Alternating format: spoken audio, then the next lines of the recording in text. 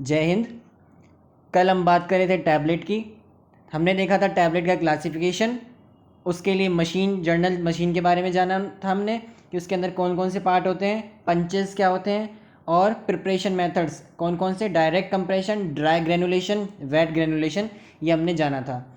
आज जो हम बात करने जा रहे हैं वो है टैबलेट की इवैल्यूएशन पैरामीटर्स। इवैल्यूएशन पैरामीटर्स मतलब जिससे आप डिटेक्ट करोगे कि जो आपकी टैबलेट बनी है वो सही है या नहीं। ठीक है, जैसे आपने कंपनी के अंदर टैबलेट तैयार हो गई, मार्केट के अंदर जाएगी प्रिपरेशन, तो उस केस के दौरान क्या होगा, आपको उसका वेट देखना होगा, है ना, कि आपकी जितनी भी टैबलेट बनी है वो सही बनी है, एक वेट की है या नहीं है। देखो, अगर आपसे किसी चीज़ को डिस्ट्रीब्यूट करने के लिए कहा जाए तो आप सबको इक्वली दोगे, ठीक है, पूरी तरह मैनुअली या मशीन से इक्वली दोगे, लेकिन फिर भी कहीं ना कहीं आपसे कुछ ना कुछ एरर आ जाएगी। ठीक है, तो वही दिक्कत होगी आपकी किसके साथ, टैबलेट के साथ। आप मशीन में टैबलेट इक्वली बनाने की पूरी कोशिश कर रहे हो, सेम डाई है, सेम पंचेज है, उसके बावजूद भी क्या होगा, वेट के अंदर फ्लक्चुएशन आ सकता है ना। यानी कोई टैबलेट अंडर वेट हो सकती है या कोई ओवर वेट हो सकती है। उस वेट को एक आपने क्या दिया है, एक पैरामीटर दिया है कि वहाँ तक वो अलाउ है या नहीं। तो इसके अंदर हम क्या करते हैं, सबसे पहले 20 टैबलेट्स हम लेते हैं, पूरे बैच उठाया एक पूरा, उस बैच से 20 टैबलेट्स निकाली। फिर इस 20 टैबलेट्स का क्या करेंगे, टोटल वेट निकालेंगे, मशीन पे रखेंगे वेट बैलेंस पे, टोटल वेट निकालेंगे और उसको डिवाइड कर देंगे 20 से। ठीक है, यानी total weight divided by total numbers आ जाएगा आपका एवरेज वेट। ठीक है, एवरेज वेट आ गया आपका। अब क्या करेंगे, हम one by one in 20 tablets का वन बाय वन एक एक करके क्या करेंगे, वेट निकालेंगे। ठीक है, एक एक करके वेट निकालेंगे और उसको एवरेज के साथ में क्या करेंगे, उसको एवरेज के साथ कंपेयर करेंगे। अब कुछ तो ऐसी होंगी जो एवरेज के इक्वल में आएंगी, ठीक है, कुछ ऐसी होंगी कि इससे कम आएंगी और कुछ ऐसी होंगी कि एवरेज से ज़्यादा आएंगी। ठीक है, अब वो कितनी ज़्यादा रहे कम रहे, वो कहाँ तक अलाउ है, वो क्या रहेंगी इसकी लिमिट। ठीक है, वो क्या रहेगी लिमिट। तो अकॉर्डिंग टू आईपी, आईपी मतलब इंडियन फार्माकोपिया, जैसे आपने देखा हो पैरासीटामोल आईपी, यानी वो टैबलेट पीसीएम की जो इंडियन फार्माकोपिया स्टैंडर्ड के अकॉर्डिंग बनी है, उसे आप क्या बोलेंगे, आईपी। और जैसे आप बोलें आयरन सुक्रोज इंजेक्शन आता है आपका आयरन सुक्रोज, तो उस पर क्या लिखा होता है, यूएसपी, यूनाइटेड स्टेट फार्माकोपिया, तो उसके अकॉर्डिंग क्या आपके क्या रहेंगे, वेरिएशंस रहेंगे। यदि कोई टैबलेट 80 mg है, उससे कम वे की है, तो ±10% तक का आपका वेरिएशन अलाउ है। यानी जो आपका वेट है टैबलेट का, उसका जो वेट रहेगा वो एवरेज वेट से, एवरेज वेट का ±10% तक अलाउ है। 10% ज़्यादा हो सकता है लिमिट तक, 10% से कम, लेकिन 10.1 भी नहीं चलेगा, समझ गए, 10% तक अलाउड रहेगा। वैसे ही अगर 250 mg की हो, तो उसे क्या बोलेंगे आप, +-7.5% क्या रहेगा आपका वेरिएशन। 250 mg से ज़्यादा अगर वे हो तो उसके लिए +-5% अकॉर्डिंग टू आईपी। इसी 80 को 130 बोलोगे कब, जब यूएसपी हो जाएगा, यानी 130 mg और लेस वे वाली वजन वाली टैबलेट के लिए +-10%। इन दोनों के बीच 130 से 324 के लिए +-7.5। ठीक है, और 324 mg से ज़्यादा के लिए +-5% क्या निकालोगे आप, वेरिएशन अलाउड रहेगा। यदि आपका टैबलेट का वे है 100 मिलीग्राम, यदि आपकी टैबलेट बोले आपकी 100 मिलीग्राम की है, ठीक है, तो अकॉर्डिंग टू दिस कितना अलाउड है आपका, +-7.5%। और मैं बोलूँ कि इसका वेट आ गया आपका 90, वे करने के बाद आ गया 90, तो इसका मतलब ये हो गया गलत, यानी टैबलेट गलत बन गई। कब तक अलाउड था ये, जब तक ये इस रेंज में रहे, यानी 95 बोलोगे तो ये अलाउड है ना। अगर आप बोलो 93 तो ये अलाउड है, 92.5 तो ये अलाउड है, लेकिन 92.4 होते ही क्या ये अलाउड नहीं है, तब क्या है, लिमिट से नीचे चली गई। वैसे ही अगर मैं बोलूँ इसको 100 प्लस जोड़ दे मान लो 7.5, तो क्या बन गया 17.0, 107.5, तो यहाँ तक ये अलाउ है, उसके नीचे उससे ऊपर जैसी जाएगी तो ये अलाउड नहीं होगी। ठीक है, ये हो गया आपका वेट वेरिएशन। ठीक है, अगली आप देखो, अगला क्या है, डिसइंटीग्रेशन। सबसे पहले देखो, डिसइंटीग्रेशन वर्ड का मतलब क्या है, कि जो आपकी टैबलेट बनी है, जिस चीज़ से बनी है, उसका छोटे छोटे पार्टिकल्स के अंदर टूट जाना, इसे क्या बोलेंगे आप, डिसइंटीग्रेशन बोलेंगे। ठीक है, यानी tablet breaking into smaller particle when contact with solution is known as disintegration. ठीक है, इसको क्या बोलते हैं आप, डिसइंटीग्रेशन बोलते हैं। जैसे ही कोई भी टैबलेट होगी वो छोटे छोटे हिस्सों में टूटेगी, उसे बोलेंगे डिसइंटीग्रेशन। कब टूटेगी, जब किसी सॉल्यूशन के, जनरली सॉल्यूशन के कांटेक्ट में आने पे टूटेगी। ठीक है, इसमें क्या करते हैं आप, इसके अंदर आप एक लेंगे मशीन, है ना, क्या लेंगे, एक मशीन लेंगे। कैसी होगी वो मशीन, कुछ ऐसी। उसके अंदर एक बास्केट होगी जिसके अंदर 6 ट्यूब्स होंगी, है ना, 6 ट्यूब्स होंगी ऐसी। अगर आप ट्यूब देखें तो कुछ ऐसी होगी। लेकिन ये ट्यूब दोनों साइड से ओपन होगी, ये आपकी ग्लास ट्यूब बोलेंगे, दोनों साइड से ओपन है ना, टेस्ट ट्यूब नहीं है, ये ग्लास ट्यूब है, दोनों साइड से ओपन है, जिसके नीचे यहाँ क्या होगी आपकी एक जाली सीव लगी होगी, जिसका नंबर कितना होगा 10 नंबर। और अगर पूछे जाए कि अपर्चर साइज कितना होगा तो बोलेंगे 2 mm, 10 नंबर की सीव और 2 mm अपर्चर साइज होगा किसका, आपका इस सीव का। इस बास्केट के अंदर कितनी होंगी टोटल ग्लास ट्यूब, वो होंगी 6। कितनी होंगी 6। और ये जो आपकी बास्केट है, ये जो आपने बास्केट बनाई इसके अंदर 6 ऐसे लगाया, ये किससे जुड़ी होगी, तो ये पूरा का पूरा कंपार्टमेंट जुड़ा हुआ एक मशीन के थ्रू कुछ ऐसे, ठीक है। और ये पूरा सिस्टम होगा एक अलग से बकेट के अंदर, जिसके अंदर 1000 ml यानी 1000 ml या 1 लीटर क्या भरा होगा आपका सोल्यूशन, ठीक है। जिसके अंदर क्या होगा, ये जो आपकी मशीन है पहले ऊपर लेके जाएगी पूरी बास्केट को, फिर नीचे लेके आएगी, ऊपर नीचे ऐसे प्रोसेस लेके जाएगी। और जो आपकी टैबलेट्स यहाँ आप डालोगे, इन 6 की 6 ट्यूब्स के अंदर आप एक एक टैबलेट डालोगे, वो क्या होंगी, बार बार कॉन्टैक्ट में आएंगी सोल्यूशन के, फिर रिमूव होंगी, फिर कॉन्टैक्ट में आएंगी, फिर रिमूव होगी। इस तरह से क्या होगा, वो टूटेंगी और टूट के सोल्यूशन के अंदर आती जाएंगी, ठीक है। अब वो सोल्यूशन के अंदर आ रही हैं, वो टैबलेट सॉल्यूशन के अंदर आ रही हैं और विद इन लिमिट के अंदर अगर आ रही हैं तो क्या है, आपका टैबलेट डिसइंटीग्रेशन टेस्ट को पास कर जाएगा, ठीक है। अब सवाल यहाँ कुछ ऐसे पूछा जाता है कि जब आपने टेस्ट ट्यूब ली है तो ग्लास ट्यूब ली है तो कितनी होती है टोटल नंबर में, 6 की 6 ग्लास ट्यूब होगी, उनके अंदर क्या लगी होगी, नीचे सीव, जिसका साइज कितना होगा कंप्लीट 6 के नीचे, उसका साइज नंबर होगा 10 या मैस अपर्चर 2 mm, ठीक है। ये पूछा जाता है कितनी बार ऊपर नीचे साइकिल होगी, तो आप बोलेंगे 28 से 32 साइकिल पर मिनट चलती है, यानी 1 मिनट में 28 से 32 बार ऊपर नीचे वो मशीन उसको डिप करेगी सॉल्यूशन के अंदर।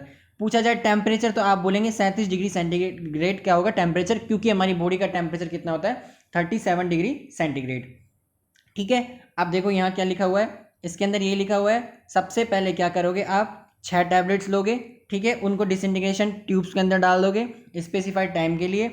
1 या 2 टैबलेट यदि फेल हो जाती है तो आप दोबारा 12 ऐड करोगे टैबलेट अलग से और टेस्ट दोबारा परफॉर्म करोगे, 6 पहले 12 बाद में, कितने हुए 18, उसमें से 16 पास हो जानी चाहिए, ठीक है। अगर 16 पास नहीं कर पा रही है तो इसका मतलब आपका जो टैबलेट है उसका डिसइंटीग्रेशन पैरामीटर हो गया है फेल, ठीक है।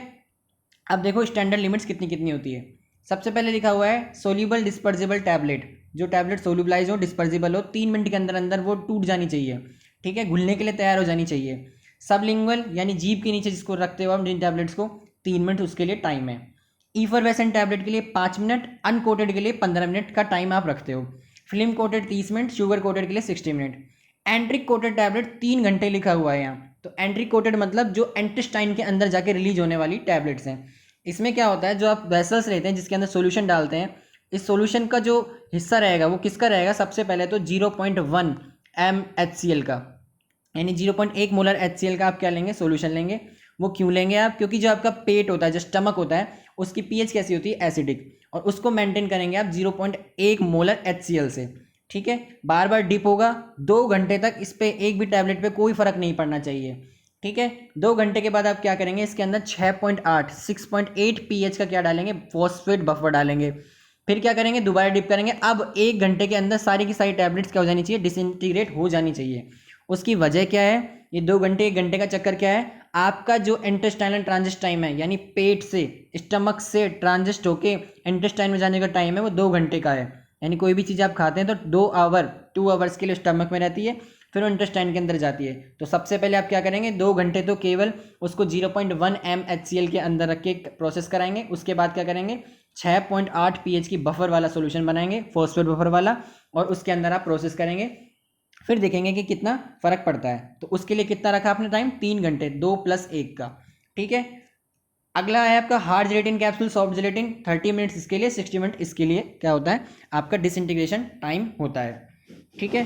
क्वेश्चन क्या क्या बनते हैं यहाँ से, क्वेश्चन यहाँ से ये बनता है कि आप पीएच नॉर्मल करने के लिए यानी एसिडिक करने के लिए कितना एम का लेंगे, तो बोलेंगे 0.1 m का HCl काम में लेते हैं, ठीक है। इन्वायरमेंट आपको इंटेस्टाइन का देने के लिए क्या करते हैं, 6.8 pH का फॉस्फेट बफर का आप सॉल्यूशन बनाते हैं, ठीक है। साइकिल अभी बताइए कितनी है, 28 से 32 साइकिल पर मिनट होती है रन, ठीक है, 37 डिग्री टेम्परेचर के ऊपर, ठीक है। अगर ये पैरामीटर आपकी टैबलेट पास कर रही है यानी डिसइंटीग्रेशन टेस्ट आपका पास है। अगला था आपका टैबलेट हार्डनेस। तो टैबलेट हार्डनेस क्या होती है, वर्ड से पता लग रहा है कि कितनी हार्ड है। आपने टैबलेट बनाई, टैबलेट बना के सबसे पहले वो ड्रम के अंदर गई, एक झटका, पैक होने के लिए पैकेजिंग में गई, दूसरा झटका, फिर आपने कार्टन में पैक करी, तीसरा झटका। फिर पैक करने के बाद उसको लेबर उठा के ले गई, उसको पता है तरीके से तो उठाएगी नहीं, जोर झटके से लेके गई, पांचवा झटका। ट्रक के अंदर रखोगे, ट्रक के अंदर फेंकी गई, उठाई गई, जो भी करी गई। अब ट्रक वाला ऐसे ऐसे मोड़ के अलग अलग तरीके से टक्कर दे के जैसे भी करके लेके जाएगा, यानी चोट लगती रहेगी टैबलेट के ऊपर बराबर। फिर उसके बाद क्या होगा, वो होलसेलर के पास जाएगी। अब वहाँ भी जो लेबर काम करने वाली है, हेल्पर्स हैं, वो भी उसे कार्टून को उठा के फेंकेंगे, सीधा तो रखेंगे नहीं।